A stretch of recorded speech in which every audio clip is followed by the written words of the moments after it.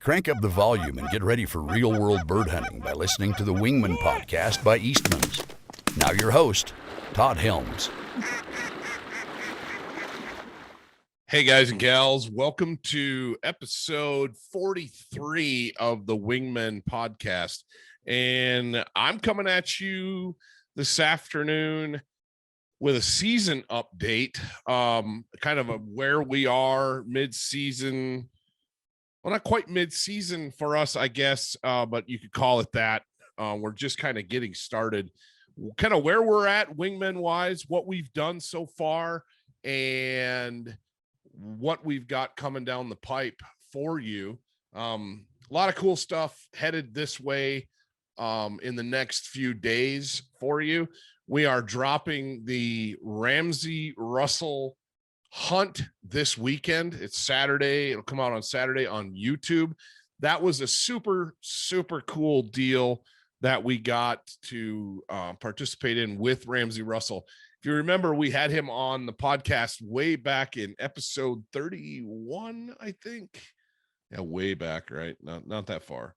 Yeah, Ramsey was on for episode 31 of this podcast, and we had a great conversation with him.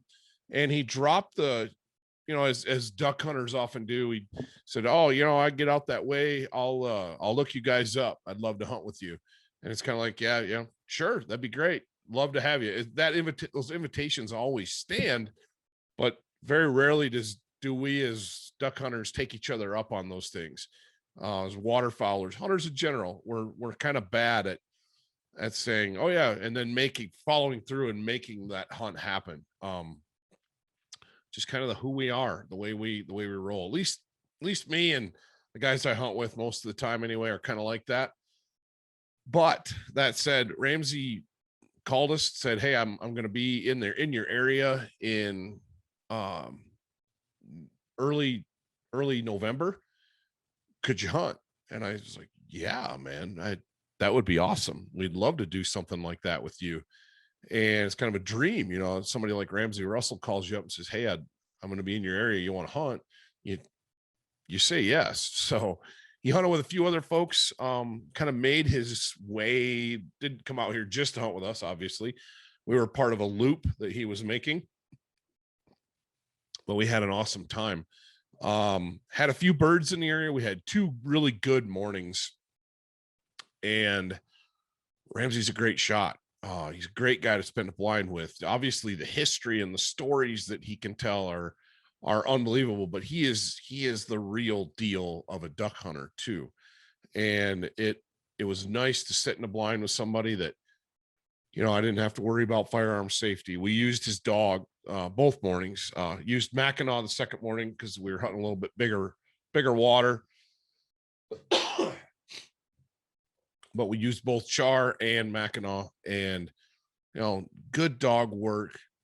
Ramsey knows what he's doing in the blind. Obviously, the guy's hunted killed ducks on every continent but Antarctica, and that's just because there's no ducks there. But he's a great shot and knows birds inside and out. Obviously, has some amazing perspective on duck hunting, waterfowl hunting in general, and the politics involved with it.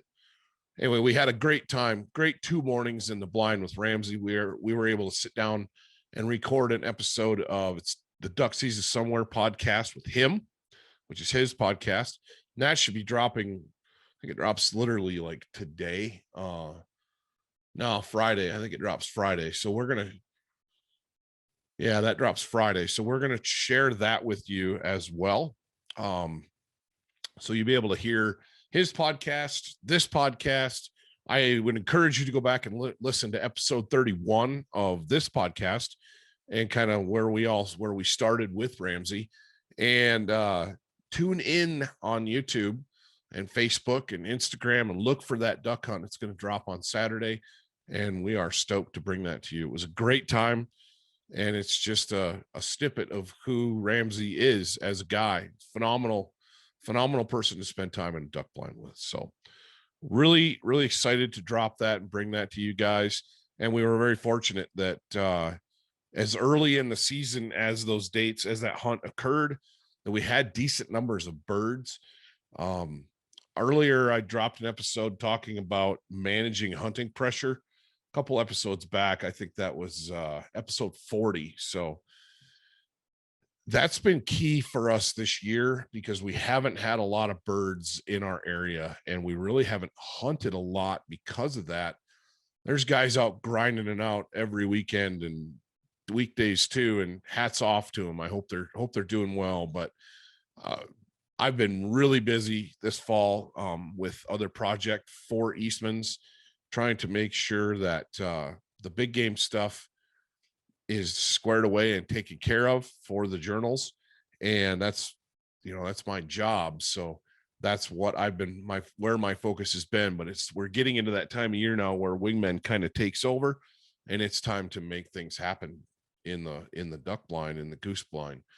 And I'm stoked. We got a storm this weekend. I think it was Sunday. We got a storm, woke up Sunday morning it was, and had some snow blowing around here, and which is pretty rare for us being in the high desert. We don't see a lot of moisture in any form, whether it's rain or snow. But just to the west of us and to the north of us got pounded. They got a lot of snow, a lot of cold, a lot of wind. And I went out, Tuesday. I went out yesterday and did kind of a foray, looking around, seeing where we're at for bird numbers. And we definitely got some new arrivals. So this weekend, looking forward to getting in the blind, getting after it, laying down some video, getting some footage. It's going to be cool. It's going to be a great time. I've still got Hondo. Of course I've still got him, but that's kind of an ignorant statement. But I'm still working with Hondo is what I meant to say. We're focusing really, really heavily on obedience. He was doing really well. And then we got busy with big game stuff and training kind of got sidelined a little bit. And so we're focusing on that obedience part. He loves to retrieve and he would definitely go out and fetch ducks if I asked him to. But I don't want to create those bad habits that some of my other dogs have had. So we're going to hold him off on some of that stuff until I'm 100% sure he's ready. Have not hunted as much as I'd like because of work responsibilities. And quite honestly, over the Thanksgiving holiday, had plans to hunt and film with my dad. And it didn't work out. Everybody got sick here over the holidays, at least my family, and we were laid up for like a week. It was the cold and turned out to be cold and flu combined together, and was bad. It was bad, and so we did not get out, did not get to hunt because that was a plan. We were going to film, we were going to hunt over the Thanksgiving holiday, and it didn't happen. So hopefully this weekend we can get out, lay down some footage, get some pictures, get some content for you guys, get it laid out. Bird numbers are pretty good. I know just to the north of us in Montana, I know Alex Langbell at Gundog Outdoors has been crushing it. Been kind of keeping up with him on social media, and he's killing birds. He was able to move up there from his place on the West Coast. And I had Alex on in episode 27, and that's some of the stuff we talked about. Great guy, great podcast. He has some phenomenal products. If you haven't checked out Gundog Outdoors, you guys need to. He makes dog products. He's got a dog retention system for layout blind hunting in the field, that if you have a dog that's perhaps not real steady, he's got a dog retention system that's like a QR. It's like quick release, and you can send that dog when you want to. Probably the favorite thing that Alex produces that I've used of his is this water bottle. Excuse me. He's got a water bottle that is awesome. And I used it this fall hunting upland birds with Mackinac. And I was super pleased with how that thing worked. Mackinac loved it.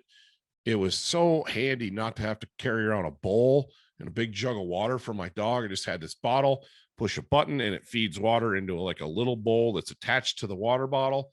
Man, check that thing out on Gundog Outdoors, you guys. Alex has some awesome stuff. And he's just north of us up in Montana. And like I said, been keeping up with him a little bit, and he's been crushing it up there. It's fun to watch because he's worked really hard to develop his kind of paradise up there that he's wanted his whole life. And he's making it happen. And he's done some really cool things. And I'm proud of him, happy for him. And maybe we could jump on a blind with him one of these days too. That would be pretty cool. But he's got birds, and that's not that far north of us. Like I said, I went out and did a little foray yesterday afternoon, evening, looking for birds, and we have birds. We have enough to hunt. We're not loaded like I thought we would be after that storm, but this weekend's going to be good, and I am stoked. Kind of trying to decide whether or not I want to find a field either tomorrow or Friday for a feed. Find a feed to hunt, or if I want to hunt the river. Probably going to default to the river just for convenience sake. As you guys know, we spent a lot of time hunting the river here locally on a couple of similar places that we hunt a lot because it's convenient. We have those set up. They're easy to get in and out of for us. Excuse me. They don't require a ton of scouting for us because we know there's birds there. We manage the pressure on those properties to make sure that we do have birds to hunt when we want to hunt, when we get a chance to. And so I would anticipate a smash down there. It could be really, really good. So, but I do need to get out and start scouting. The big game stuff is starting to wind down here on the Eastman side of things, and I can get out and dedicate some time to scouting, finding fields, finding loafing areas, and getting after these birds. The bulk of our birds are definitely still in Montana. There's no doubt about that. Had a couple people that headed north this weekend, this past weekend, kind of around that storm, and said they saw just oodles of birds, tons of birds to the north still. We've got to get really, really cold and or a lot of snow to push, especially geese down this way in the numbers that we can really, really get after them. So fingers crossed. We're supposed to get another shot of snow and cold in the next few days, and really excited for that, hoping that it loads us up with mallards, loads us up with honkers. Could be really good. It's that time of year, man. I'm chomping at the bit. I'm stoked, want to get out and get after these birds, and it's going to happen really, really shortly here. So I hope you're crushing them in your neck of the woods. I hope that, you guys in the Midwest and in the South, your seasons are open now and you're getting after the birds and things are going really, really well for you. And shoot me an email at todd.helms@eastmans.com and give me an update. Give me a flyway update. Reach out to us on Facebook, reach out to us on YouTube, reach out to us on Instagram, and let us know what you're seeing in your neck of the woods. And so that way we could kind of share the word and spread the word about flyway updates. From what I have heard, Central Flyway that we are sitting in here is the hunting's been really good this fall. And a couple times that I've been out, that's been proven. And you guys are going to see good bird numbers and a really fun time in that Ramsey Russell video that drops on Saturday. And we had a great time bringing that to you and showing you that. And it's going to be great. We also dropped a duck hunt from last year, 2 weeks ago on YouTube. That was a little pocket water hunt. And in that, I laid out an Onyx hunt tip that I think is pretty important on how you're finding birds, how you should be looking for birds this time of year, as seasons are kind of getting, for some of you, seasons are new, but for others, seasons have been going for a while. Either way, probably dealing with birds that have been around the block. I know our birds have been here for a while and they're a little stale. We could definitely use a fresh push, but we've got what we have. So in that video, in that tip, I talk about kind of finding not necessarily the X, but finding these little out of the way spots that these birds have a tendency to really, really like. And Onyx is a phenomenal tool for that. So just a little thought there. Check out that YouTube video. And guys, this is also the time of year when it's Christmas time. You're Christmas shopping, you're looking for different things, guys, gals, whoever. I hear it all the time. You guys are so hard to buy for. Duck hunters are so hard to buy for. Waterfowlers, hunters in general. No, we're not. No, we're not. We like stuff, man. We like gear. I don't think I have ever gotten a piece of gear that I wasn't happy with or for a gift. I think about it. I think, man, if my wife wanted to get me something I absolutely loved, those Leupold sunglasses, the Leupold performance eyewear, knock it out of the park, man. I wear those things all the time. And I'm telling you that for Christmas gifts, I don't know a single soul that wouldn't like a pair of those. Not a single hunter that wouldn't just love a pair of those Leupold sunglasses. Those things are awesome. Especially waterfowlers, man. Wing shooters in general, we're constantly getting stuff poked in our eyes. We're in the marsh, we're in cornfields, we're doing stuff. There's crap blowing around, blowback from shotguns. If you're pheasant hunting, and you got big groups of guys, errant shot, these things happen. Accidents happen in the field. And if the most prepared you can be, being the most prepared you could be is vital. And I, for one, when I'm out, those Leupold performance eyewear, those Leupold sunglasses are on my face on hunts. If it's not too dark, I'm wearing them. They keep my eyes protected. They keep my eyes safe, and they help me see incredibly well. So that's a great Christmas gift idea. Man, give a pair of Leupold sunglasses. That I don't know anybody that wouldn't love them. Sitka gear, another one. This podcast is obviously brought to you by Leupold Optics and Sitka gear, and we can't do this without them. So thank you very much, guys. And honestly, I field questions about Sitka all the time, about what pieces you should have, what pieces you should be looking for. And quite honestly, my ideal all-around system for Sitka would start with their merino shirt, then the heavyweight hoodie or the heavyweight hoodie or for crying out loud, the grinder hoodie, sorry. Yeah. The grinder pants and the Hudson jacket and bibs, and then a Fahrenheit jacket or a Fahrenheit vest. With those items, man, there's not much that you couldn't handle in the world of waterfowling. It's going to keep you warm. It's going to keep you dry, protected from the wind in about 99% of conditions. The Boreal system, the new Boreal Aero light system that I reviewed earlier this fall, is an incredible setup,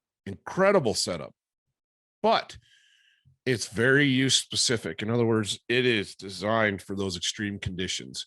So if you're somebody that hunts, lives up north and hunts extreme conditions, and I mean extreme, ridiculous cold, 20 below, 30 below, sub-zero temperatures, single digit temps all the time, that stuff's going to be your best friend. But if you need something that you can go early, mid, and late season with, that system I just described, like I said, core merino shirt or core lightweight hoodie with the grinder pants and the grinder hoodie, and then a Fahrenheit jacket or a Fahrenheit vest and a Hudson jacket and bibs, man, I would have a hard time beating that. Maybe throw in the Dakota hoodie. That would be a really good layer to throw in there. And very possibly the not the grinder pant. I'm just going to pull up the website and take a look. because I can't think off the top of my head what I'm trying to tell you. So I'm going to tell you, I'm just going to go in here to the Sitka website, go in the waterfowl tab, and I'm just going to scroll down. Yeah, the Dakota hoodie was what I was talking about.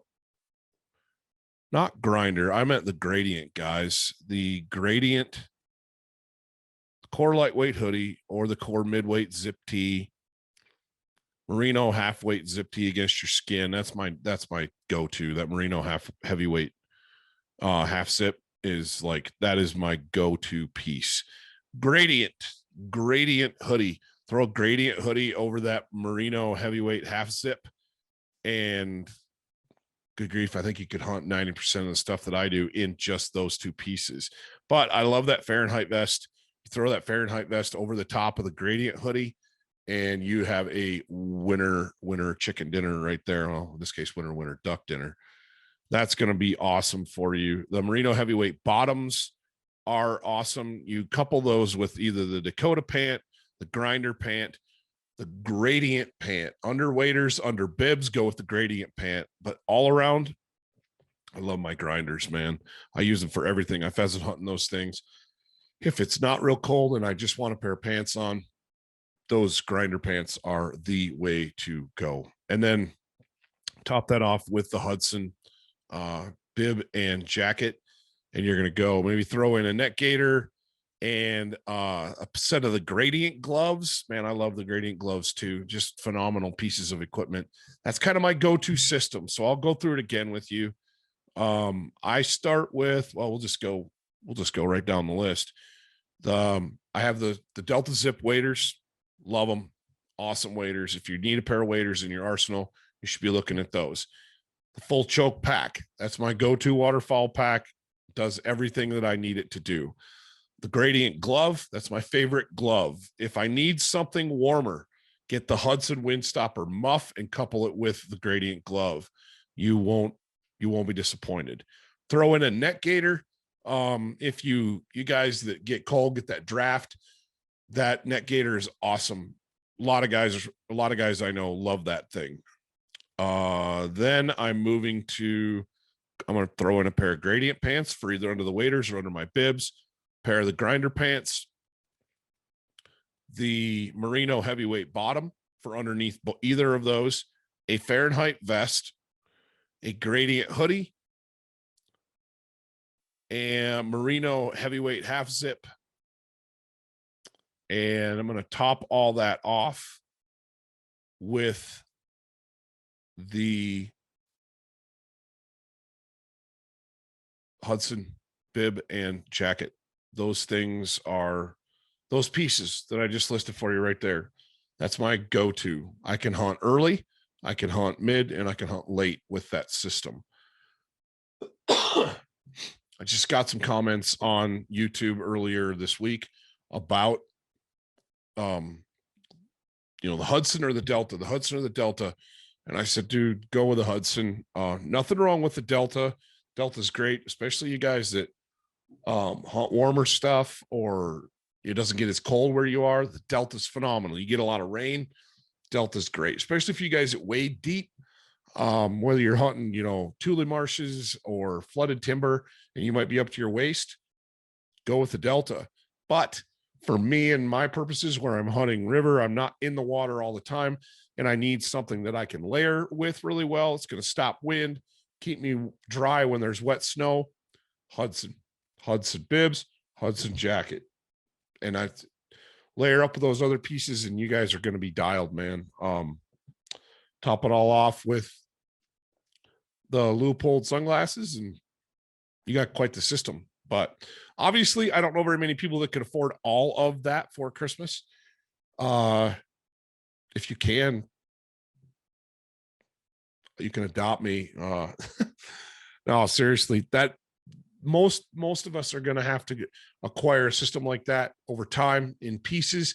I get it. That's just kind of the reality of it. But the point of what I'm saying is if you start with the idea of the stuff that you want and you can add to it piece by piece here and there, pretty soon you've got a system. And the beautiful thing about the Sitka stuff is stuff lasts forever. It's the same thing with the Leupold eyewear. You buy this stuff once, guys, and if you take care of it, you're going to have it forever. I've been running the same pair of Leupold switchback sunglasses now for 2 years. No scratches, no issues, nothing's wrong with them. Now, granted, I don't beat them up. I take care of them. They go in the case or in the little sock when I'm done wearing them. They get clean regularly, and I take care of that stuff.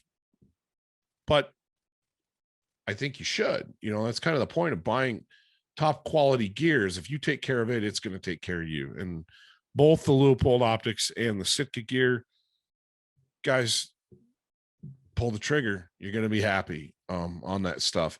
It's going to make your hunting more enjoyable. It's going to keep you out in conditions that sends other guys home. So those are my Christmas picks for this podcast. Has kind of been all over the map, to be honest with you. I've gone through Christmas picks. I've gone through scouting report. I've talked about Ramsey Russell, but that's kind of where I'm at right now. It's middle of the week, and I am seriously jonesing to get out and hunt ducks or geese, either one, maybe even some pheasants. I've been working a lot, and I haven't been hunting as much as I want. And so when that happens, this is the Todd you get. My brain's kind of in a hunt loop all the time. But leave us a message on this stuff. Leave us a comment. Let us know what the hunting is like in your area at the moment.